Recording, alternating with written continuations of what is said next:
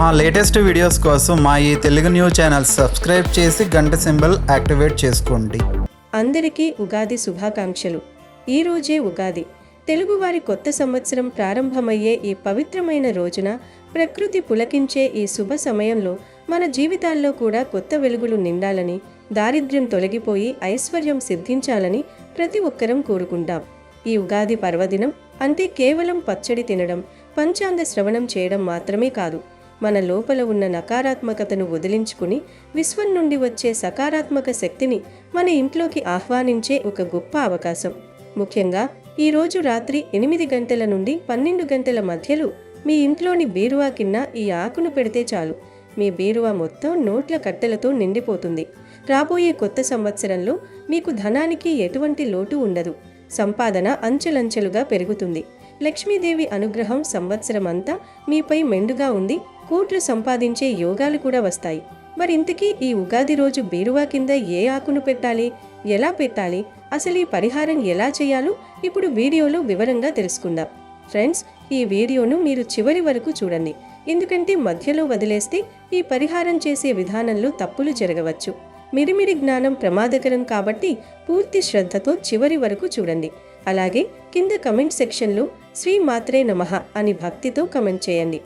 ఉగాది అంటే యుగస్య ఆది అని అర్థం. అంటే ఒక కొత్త కాలానికి, ఒక కొత్త యుగానికి ప్రారంభం అని అర్థం.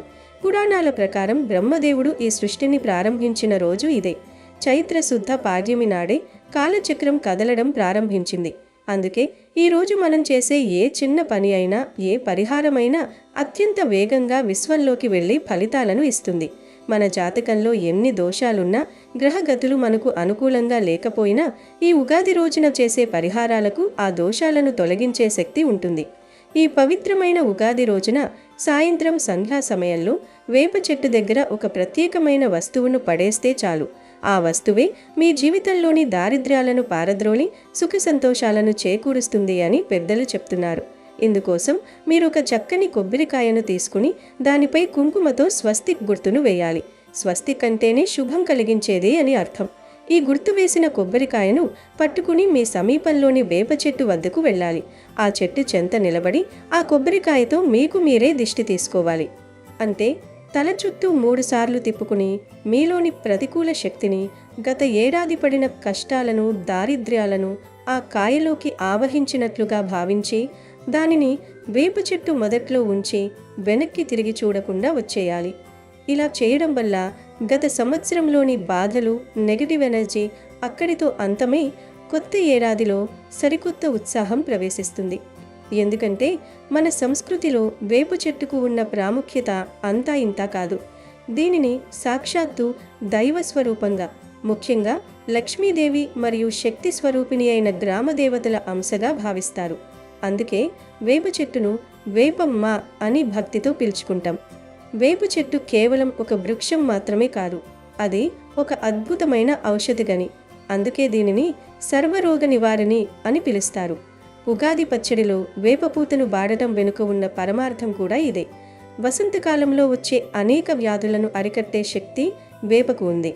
శాస్త్రీయంగా చూస్తే వేప చెట్టు గాలిని శుద్ధి చేయడమే కాకుండా తన చుట్టుపక్కల ఉన్న వాతావరణంలోని క్రిములను సంహరిస్తుంది. అందుకే పూర్వం ప్రతి ఇంటి ముంగిట వేప చెట్టు ఉండేలా చూసుకునేవారు. ఆధ్యాత్మికంగా చూస్తే వేప చెట్టు సాత్విక గుణానికి ప్రతీక. వేప చెట్టు గాలి పీల్చినా, దాని నీడన నిలబడినా మనస్సులోని ఆందోళనలు తొలగి ప్రశాంతత లభిస్తుంది. ఉగాది రోజు మీరు వేప చెట్టు దగ్గర ఈ పరిహారం చేయడం వెనుక ఒక బలమైన ఉద్దేశం ఉంది. వేప చెట్టుకు ఉన్న చేదు గుణం మన జీవితంలోని చేదు అనుభవాలను, కష్టాలను తనలోకి లాగేసుకుని మనకు ఆరోగ్యాన్ని, ఆయుష్ను ప్రసాదిస్తుంది. ప్రకృతిని ఆరాధించడం అంటే పరమాత్మను ఆరాధించడమే. వేప చెట్టు మొదట్లో మీరు ఆ కొబ్బరికాయను వదిలివేయడం అంటే మీ భారాలన్నింటినీ ఆ తల్లి ప్రకృతికి అప్పగించేయడమే. ఆ నమ్మకంతో మీరు చేసే ఈ చిన్న పని మీ జీవితంలో పెద్ద మార్పును తీసుకువస్తుంది. వేప చెట్టు అంత గొప్పది కాబట్టే మన పూర్వీకులు దానిని పూజించమని, గౌరవించమని చెప్పారు. ఈ ఉగాది రోజున ఇలా కొబ్బరికాయను వేప చెట్టు దగ్గర పడేస్తే మీ ఇల్లే కాదు, మీ మనస్సు కూడా పవిత్రమై లక్ష్మీ కటాక్షం సిద్ధిస్తుంది. అలాగే ఉగాది రోజు సాయంత్రంలోపు ఎప్పుడో ఒకసారి బీరువాను శుభ్రం చేసి దానిపై పసుపుతో గుండ్రంగా దిద్ది కుంకుమతో ఓం అని రాయాలి. అలా రాస్తే సంవత్సరమంతా కలిసి వస్తుంది. పసుపు కుంకుమలు లక్ష్మీదేవికి అత్యంత ప్రీతిపాత్రమైనవి.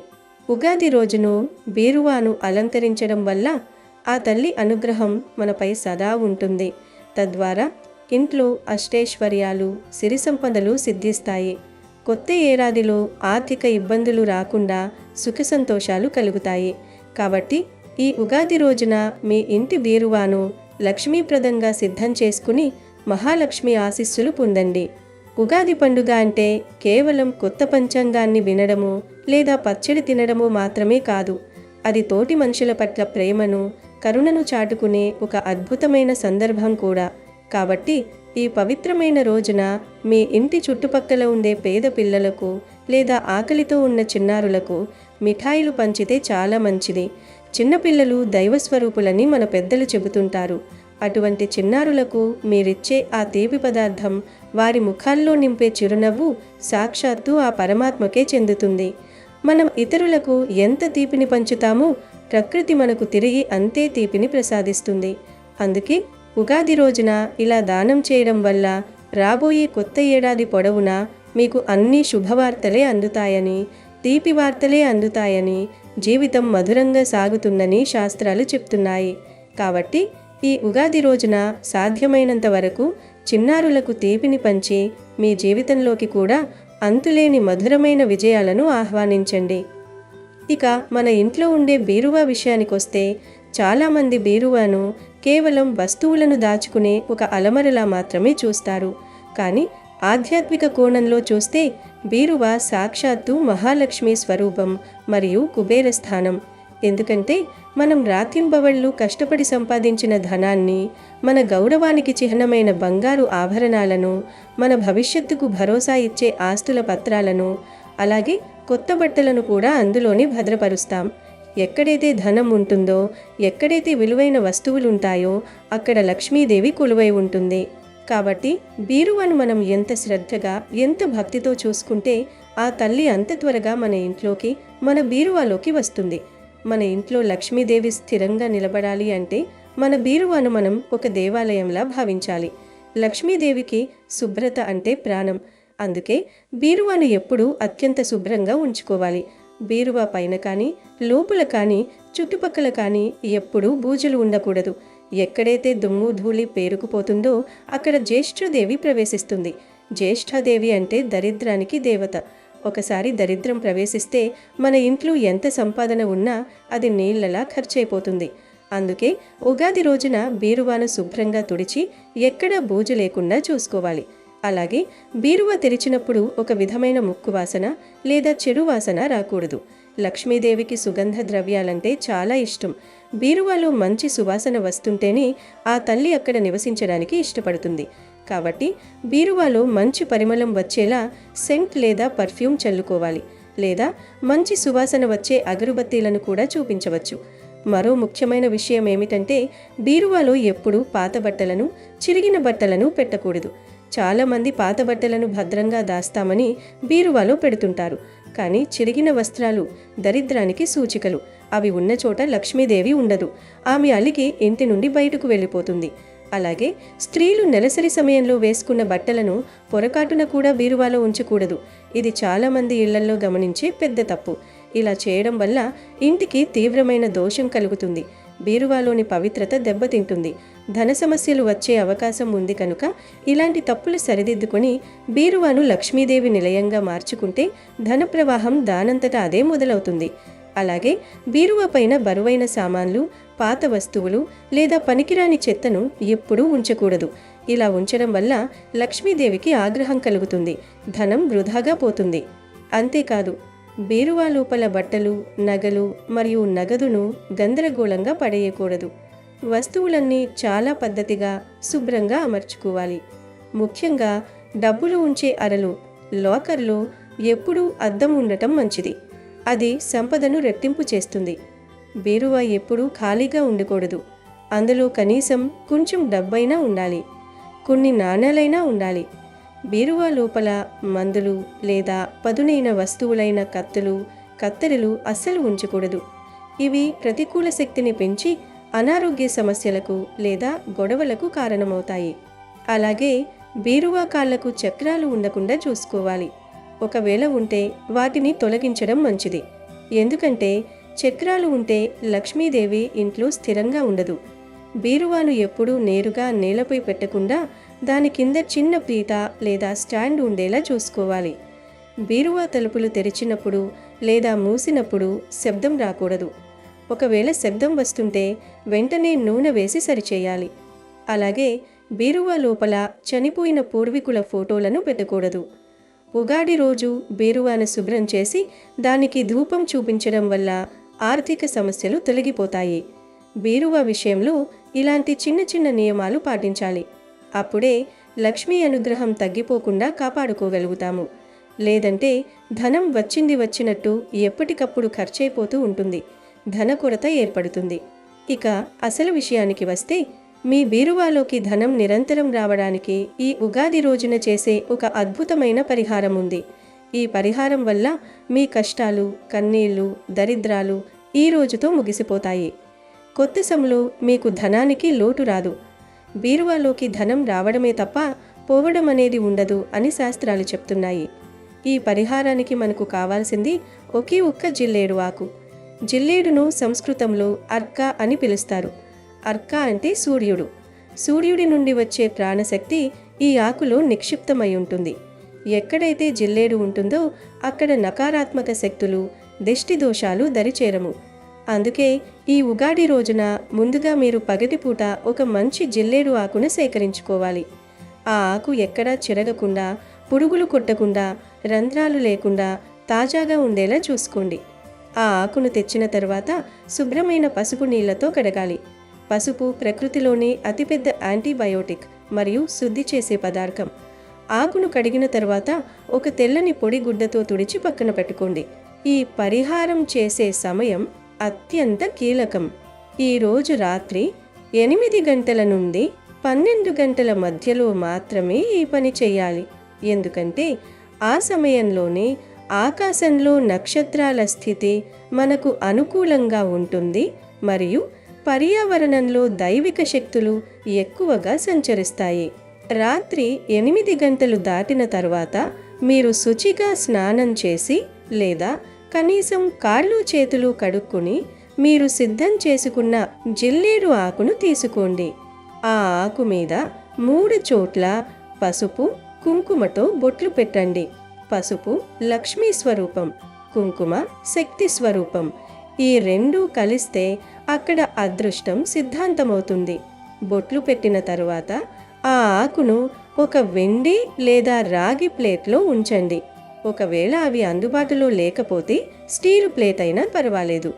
ఇప్పుడు ఆ ఆకు మీద ఒక గుప్పెడు ఉప్పును వేయాలి. ఇక్కడ మనం వాడాల్సింది సముద్రపు ఉప్పు, అంటే కళ్ళుప్పు. ఉప్పు అంటే సాక్షాత్తు సముద్రరాజ తనయ అయిన మహాలక్ష్మి. ఉప్పు లేని ఇల్లు ఉండదు, ఉప్పు లేని భోజనం ఉండదు. ఉప్పులో నెగిటివ్ ఎనర్జీని, అంటే ఇంట్లో ఉన్న నెగిటివ్ వైబ్రేషన్స్ని లాగేసుకునే గుణం ఉంది. ఉప్పును మనం ధనంతో సమానంగా భావిస్తాం. అందుకే పూర్వం ఉప్పును అమ్మడం అంటే లక్ష్మిని అమ్మడం అనేవారు. ఆకుపైన ఉప్పు వేసిన తర్వాత దాని మీద కొద్దిగా పంచదారను వేయాలి. పంచదార తీపికి చిహ్నం.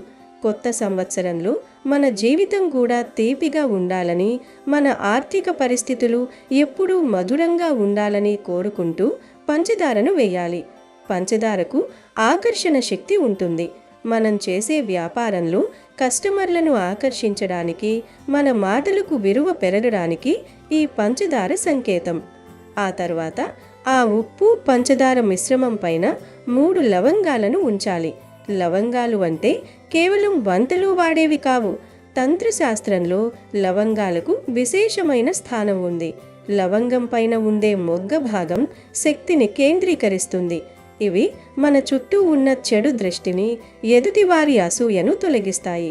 మన సంపాదన చూసి ఎవరైనా కుళ్ళుకున్నా, మన ఎదుగుదలని ఎవరైనా అడ్డుకుంటున్నా ఈ లవంగాలు ఆ ఆటంకాలను తొలగిస్తాయి.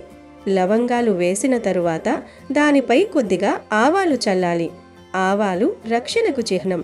మన ఇంటికి, మన సంపదకు ఎటువంటి దుష్ట శక్తులు సోకకుండా ఒక రక్షణ కవచంలా ఇవి పనిచేస్తాయి. ఆవాల గింజలు ఎంత చిన్నగా ఉన్నా వాటిలో ఉండే అగ్నితత్వం నకారాత్మకతను కాల్చివేస్తుంది. చివరిగా వీటన్నింటి మీద మళ్ళీ ఒకసారి చిటికెడు పసుపు కుంకుమను చల్లండి. ఇప్పుడు ఆ ఆకు ఉన్న ప్లేటును 2 చేతులతో పట్టుకుని మీ ఇల్లంతా ఒక్కసారి తిరగండి. ప్రతి గదిలోకి వెళ్ళి ఆ ప్లేటును చూపించండి. ఇలా చేయడం వల్ల మీ ఇంట్లో ఇన్ని రోజులుగా పేరుకుపోయిన ఏవైనా నెగిటివ్ శక్తులు ఉంటే అవి ఆ ప్లేట్లో ఉన్న మిశ్రమంలోకి వచ్చేస్తాయి. ఇల్లంతా తిరిగిన తర్వాత ఆ ప్లేటును తీసుకువెళ్ళి మీ బీరువా దగ్గరకు వెళ్ళండి. మీ మనసులో మహాలక్ష్మీదేవిని, అలాగే ధనానికి అధిపతి అయిన కుబేరుడిని తలుచుకోండి. ఓ తల్లి మహాలక్ష్మి, ఇప్పటి వరకు మా ఇంట్లో ఉన్న దారిద్ర్యం ఈ రోజుతో తొలగిపోవాలి. కొత్త సంలో మా బీరువాలో ధనం నిండుగా ఉండాలి. మేము చేసే పనుల్లో మాకు విజయం కలగాలి అని మనసారా వేడుకోండి. ఆ తర్వాత ఆ ప్లేటును చాలా జాగ్రత్తగా మీ బీరువా కింద పెట్టండి. బీరువా కింద నేల మీద ఉంచాలి. ఆకుపై ఉన్న ఉప్పు, పంచదార కింద పడకుండా చూసుకోండి. బీరువా కింద పెట్టడం వెనుక ఒక అంతరార్థం ఉంది. బీరువా అనేది మన ఆర్థిక పునాది. ఆ పునాది దగ్గర మనం ఈ శక్తివంతమైన వస్తువులను ఉంచినప్పుడు అవి నిరంతరం మన బీరువాలోకి ధనాన్ని ఆకర్షించే అయస్కాంతంలా పనిచేస్తాయి. ఉగాది రోజున చేసే ఈ ప్రక్రియ వల్ల రాబోయే 12 నెలల పాటు మీకు ధనపరమైన ఇబ్బందులు కలగవు. మరుసటి రోజు నుండే మీ ఆలోచనల్లో మార్పు వస్తుంది. కొత్త సంపాదన మార్గాలు కనిపిస్తాయి. నిలిచిపోయిన డబ్బులు వస్తాయి. అప్పుల ఊబిలో కూరుకుపోయిన వారు నెమ్మదిగా బయటపడతారు. మీరు నమ్మకంతో ఈ పని చేస్తే మీ బీరువాలో ధనం ఎప్పుడూ ఉంటుంది. బీరువా ఖాళీ అవ్వడం అనేది మీరు చూడరు. వచ్చిన ధనం వృధాగా ఖర్చు అవ్వకుండా అది మంచి పనులకే ఉపయోగపడుతుంది. లక్ష్మీదేవి ఎప్పుడూ ప్రశాంతంగా ఉన్న చోట, సువాసన ఉన్న చోట ఉండటానికి ఇష్టపడుతుంది. కాబట్టి ఈ పరిహారం చేయడంతో పాటు మీ బీరువాను ఎప్పుడూ గౌరవంగా చూసుకోండి. బీరువా తలుపులు తీసేటప్పుడు కానీ, వేసేటప్పుడు కానీ శబ్దం రాకుండా చూసుకోండి. అలాగే బీరువాలో చిన్న పచ్చకర్పూరం బిళ్ళను పెట్టి ఉంచండి. ఇది కూడా ధనాన్ని ఆకర్షిస్తుంది. కానీ ఈ ఉగాది రాత్రి చేసే జిల్లేడాకు పరిహారం అత్యంత శక్తివంతమైనది. ఎందుకంటే ఇది కాల ప్రభావాన్ని వాడుకొని చేసేది. కాలం మనకు అనుకూలించినప్పుడు మనం చేసే చిన్న పని కూడా 1,000,000 రెట్లు ఫలితాన్ని ఇస్తుంది. ఉగాది అంటేనే కాలపురుషుడి జన్మదినం. అటువంటి రోజున చేసే ఈ పరిహారం మీ జాతకాన్ని మార్చేస్తుంది. చాలామంది అడుగుతుంటారు, ఈ ఆకును ఎన్నాళ్ళు ఉంచాలి అని. ఈ ఆకును మీరు కనీసం 1 వారం పాటు అలాగే ఉంచవచ్చు. ఆ తర్వాత ఆ ఆకును పదార్థాలతో సహా తీసి ఎవరు తొక్కని చోట లేదా ఏదైనా చెట్టు మొదట్లో వేసేయాలి. ఇలా చేయడం వల్ల మీ ఇంట్లో ఉన్న దరిద్రమంతా పోతుంది. ధనానికి లోటు అనేది రాకుండా ఉంటుంది. బీరువా అంటే కేవలం వస్తువుల అర కాదు. అది మీ భాగ్యదేవత నివాసం. ఆ నివాసాన్ని పవిత్రంగా ఉంచండి. మరోసారి గుర్తు చేస్తున్నాను, రాత్రి 8 గంటల నుండి 12 గంటల మధ్య సమయాన్ని మర్చిపోవద్దు. ఆ సమయం మించిపోతే మళ్ళీ ఇలాంటి పవిత్రమైన ముహూర్తం దొరకదు. కాబట్టి సిద్ధంగా ఉండండి. జిల్లేడాకును ముందుగానే తెచ్చుకోండి. మీ బీరువాను శుభ్రం చేసుకోండి. కొత్త బట్టలు ధరించి మనసు ప్రశాంతంగా ఉంచుకొని ఈ పరిహారం చేయండి. ఫలితం తప్పకుండా దక్కుతుంది. మీ జీవితం అద్భుతంగా మారుతుంది. మీకన్నీ శుభాలే జరుగుతాయి. చైత్రశుద్ధ పాడ్యమి సూర్యోదయం వేళ బ్రహ్మ సృష్టిని చేశాడు. దీనిని మనం ఉగాది పండుగగా జరుపుకుంటున్నాము. పూర్వం ఒకప్పుడు బ్రహ్మదేవుడు నిద్రలేచి సృష్టి కొనసాగించాలని అనుకుంటాడు. కానీ సోమకుడనే రాక్షసుడు బ్రహ్మదేవుడి దగ్గర నుండే వేదాలను దొంగిలిస్తాడు. వేదాలు లేకుండా సృష్టి చేసే శక్తి బ్రహ్మకు లేదు. ఆ వేదాలను తీసుకుని రాక్షసుడు సముద్ర గర్భంలో దాక్కుంటాడు. అప్పుడు బ్రహ్మదేవుడు శ్రీ మహావిష్ణువును మనసులో ధ్యానించగా విష్ణుమూర్తి ప్రత్యక్షమవుతాడు. అప్పుడు బ్రహ్మ విష్ణుమూర్తితో ఇలా అంటాడు, దేవా, నీకు తెలియనిది ఏదీ లేదు. నీ వల్లే ఈ లోకాలన్నీ పుట్టి పెరిగి చివరికి నశిస్తూ ఉన్నాయి. నేను నిద్రపోయే సమయంలో సోముకుడనే రాక్షసుడు నా వద్ద ఉన్న వేదాలను అపహరించి మహాసముద్ర గర్భంలో దాక్కున్నాడు. ఆ వేదాలు నా దగ్గర లేకపోవటం వలన సృష్టి చేయటంలో నాకు ఆటంకం కలిగింది. నన్ను కరుణించి ఆ వేదాలను సంపాదించి నన్ను అనుగ్రహించండి అని బ్రహ్మ ప్రార్థించాడు. అప్పుడు శ్రీహరి బ్రహ్మతో ఇలా అంటాడు, బ్రహ్మదేవ, విచారించకు. నేను మత్స్యావతారంలో వెళ్ళి సముద్రంలో ఎక్కడ ఉన్న ఆ సోమకుణ్ణి వెతికి పట్టుకుని సంహరించి వేదాలను నీకు అప్పగిస్తాను అని మత్స్యావతారం ఎత్తుతాడు. విష్ణువు చిన్న చేప రూపంలో సరస్సులోనికి ప్రవేశిస్తాడు. కశ్యప మహర్షి సూర్యుడికి ఆజ్యం ఇస్తూ ఉండగా ఆయన దోసిల్లోనికి చేపపిల్ల వస్తుంది. ఆ చేపపిల్లను వెంటనే ఆయన తన కమండంలో వేస్తాడు. క్షణాల్లో ఆ చేపపిల్ల కమండలమంతా కూడా నిండిపోతుంది. దాంతో ఆయన దానిని ఒక బావిలో విడిచిపెడతాడు. క్షణాల్లో దాని ఆకారము పెరిగిపోయి బావి అంతా ఆక్రమిస్తుంది. వెంటనే ఆయన దానిని తన మంత్రశక్తితో సరస్సులోనికి పంపిస్తాడు. ఆ చేపపిల్ల సరస్సు అంతటినీ కూడా అలుముకుంటుంది. ఇదంతా ఆయనకు చాలా విచిత్రంగా అనిపిస్తుంది. అప్పుడు ఆయన దానిని సముద్రంలోనికి వదులుతాడు. అప్పుడు మత్స్యావతారంలో ఉన్న విష్ణువు కశ్యప మహర్షికి ప్రళయం నుండి కాపాడుతానని మాట ఇస్తాడు. సముద్రంలోనికి విడిచిపెట్టబడిన ఆ చేప తన ఆకారాన్ని మరిన్ని రెట్లు పెంచుతూ నీటి అడుగుకు చేరుకుంటుంది. సోమకాసురుడు దొంగలించిన వేదాలను ఆహార పదార్థాలు అనుకుని మింగుతాడు. కానీ అతనికి ఆకలి తీరదు. ఆహారం కోసం సముద్రంలో వెతుకుతూ ఉండగా చేప రూపంలో ఉన్న శ్రీహరి కనిపిస్తాడు. ఆ చేపను మింగాలని సోమకుడు అనుకుంటాడు. ఆ విధంగా శ్రీహరి సోమకురుడికి మధ్య భీకర యుద్ధం జరుగుతుంది. ఆ యుద్ధంలో చేప రూపంలో ఉన్న శ్రీ మహావిష్ణువు కోరలతో సోమకాసురుణ్ణి పొట్టను చీల్చి సంహరించి అతని కడుపులో ఉన్న వేదాలను అలాగే సోమకాసురుణ్ణి శంఖంగా మార్చుకుని దానిని కూడా తీసుకుని బ్రహ్మ దగ్గరకు చేరుకుంటాడు. వేదాలను చూసి బ్రహ్మదేవుడు సంతోషిస్తాడు. అప్పుడు శ్రీ మహావిష్ణువు వేదాలను బ్రహ్మదేవుడికి అప్పగించి, బ్రహ్మదేవ, ఈ సృష్టిని కొనసాగించు అని చెప్తాడు. దీంతో పురాణాలను పొందిన బ్రహ్మ సృష్టిని తయారు చేయటం ప్రారంభిస్తాడు. అలా బ్రహ్మ సృష్టిని చేయటం చైత్రశుద్ధ పాడ్యమి ఉగాది రోజే ప్రారంభిస్తాడు. అమెజాన్లో బెస్ట్ డిస్కౌంట్స్ కోసం వీడియో డిస్క్రిప్షన్లో లింకు ఉంది, చూడండి. అలాగే మా టెలిగ్రామ్ ఛానల్ సబ్స్క్రైబ్ చేసుకోండి.